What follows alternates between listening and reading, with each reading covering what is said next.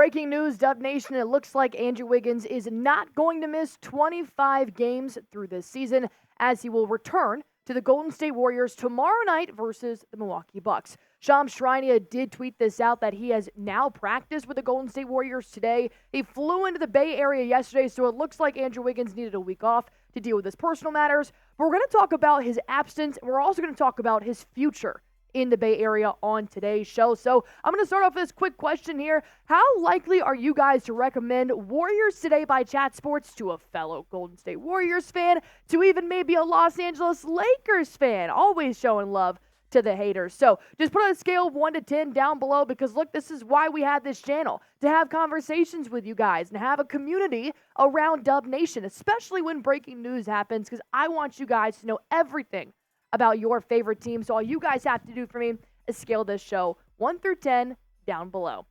Let's break down this breaking news from Shams saying Andrew Wiggins is expected to return to the team activities with the Warriors this week after tending to a serious family matter. Sources tell me and Anthony Slater Wiggins is en route back to Bay Area today after missing the previous 4 games. So, like he said, missing 4 games is not as much as missing 25 as last year. If you guys do remember last season, he did leave February 14th, did not return until right before the 2023 NBA playoffs. However, Andrew Wiggins is a different player than he was last year, and it's unfortunate he had to deal with family circumstances, and I do hope he is doing a lot better. But he was really starting to find his stride before the absence, so it makes me wonder what Andrew Wiggins will the Warriors be getting when he does return. Because in just 1 month, I personally think he's been playing his best ball this season in 2024, January and February, but he's still getting better. Even in January, he was averaging 12.2 points per game. Now he's got a point more than that,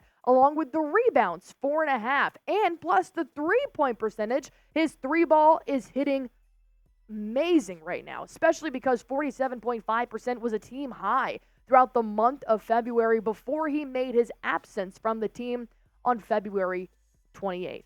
However, Andrew Wiggins has been playing this back and forth game of being consistent, inconsistent, being helpful for the Golden State Warriors, leaving to deal with family matters, which I understand is out of his control.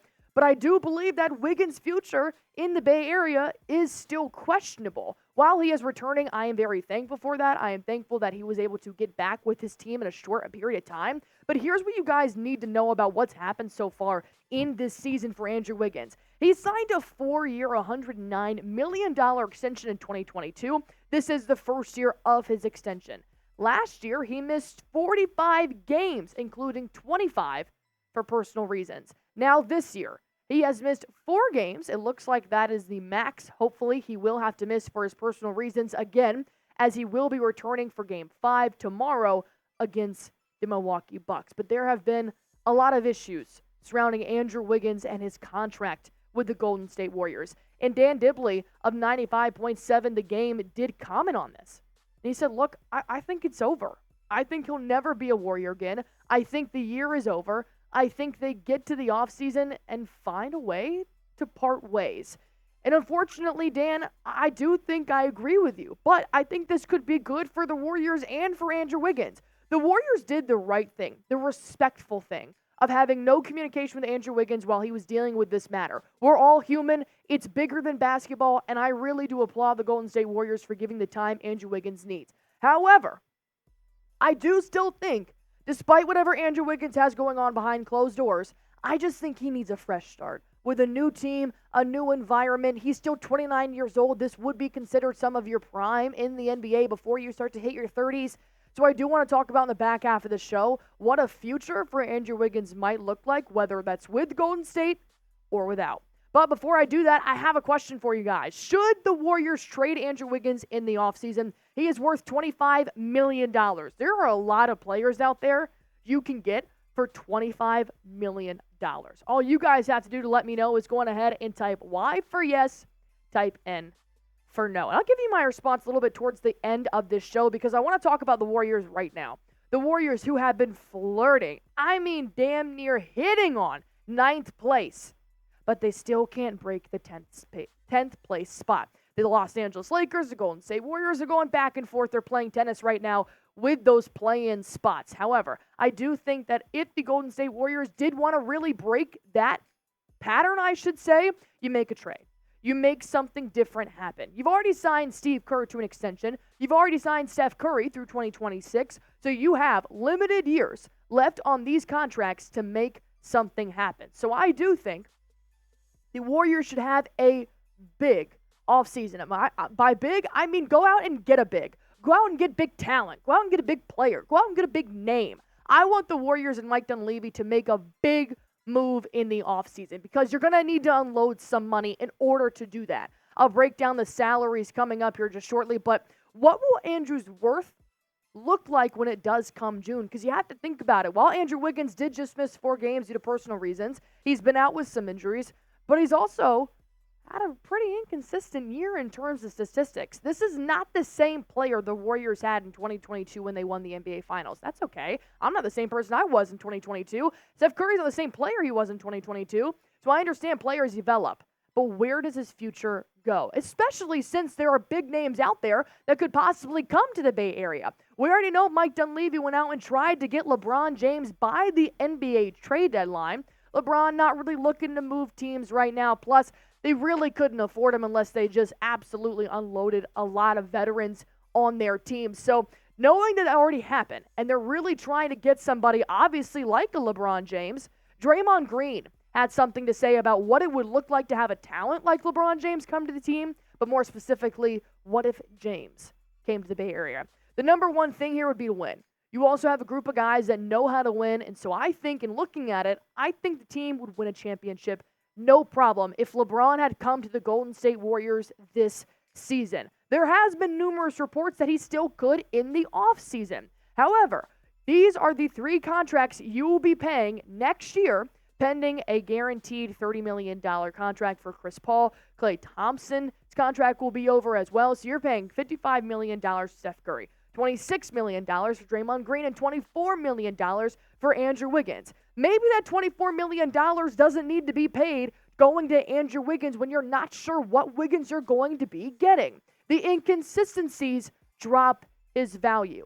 However, the Golden State Warriors did make a trade in the offseason with the Washington Wizards, and I think that could be another move to happen in the summer of 2024. I personally think Kyle Kuzma would be one of the best fits into the Golden State Warriors right now. He's roughly around the same age as Andrew Wiggins. You're giving up Guy Santos, a player that has a lot of potential, and a franchise that's struggling right now. I think we were talking to Coop earlier. I mean, the Wizards are giving the Pistons a run for the worst record in the NBA. They're looking to make some change. Maybe Andrew Wiggins going to the East Coast. He lives in Canada.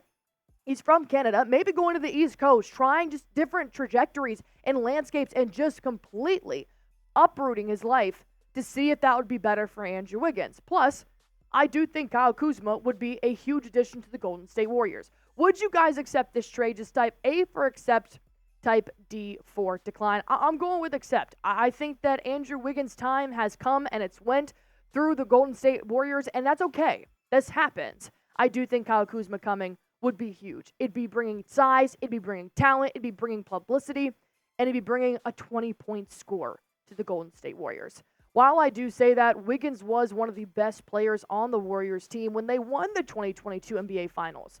And I thank Andrew Wiggins for being that player and helping get another ring to the franchise.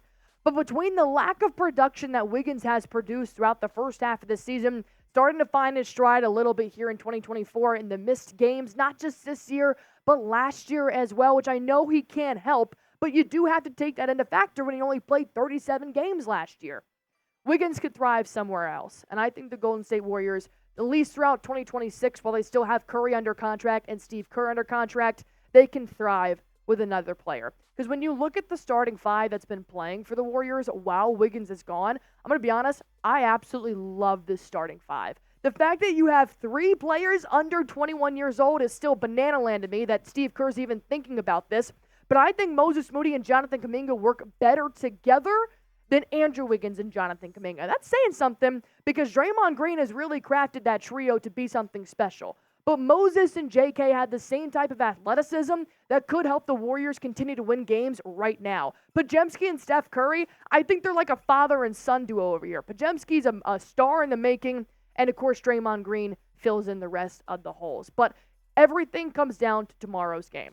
Andrew Wiggins will be playing against the Milwaukee Bucks tomorrow. He will make his return after missing 4 games in over a week with the Golden State Warriors. There is no telling whether Andrew Wiggins will be starting tomorrow or if he'll be on a minutes restricted type of game. So I am intrigued to see what Steve Kerr will do, knowing that Andrew Wiggins is coming back, knowing how mentally he is, how physically he is. I would like to see where he's at before they play the Milwaukee Bucks, because in my opinion, I think Moses Moody has earned a right to stay in the starting lineup, at least for one more game.